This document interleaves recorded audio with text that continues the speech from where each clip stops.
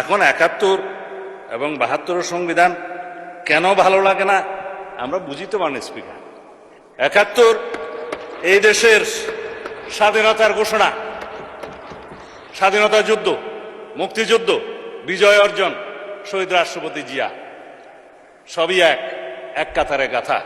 এদেশের মানুষের সর্বশ্রেষ্ঠ অর্জন, বিজয় গাথা। কারো কারো জন্য হতে পারে এটা পরাজয়ের গ্লানি, আমি ওই জায়গায় যাব না।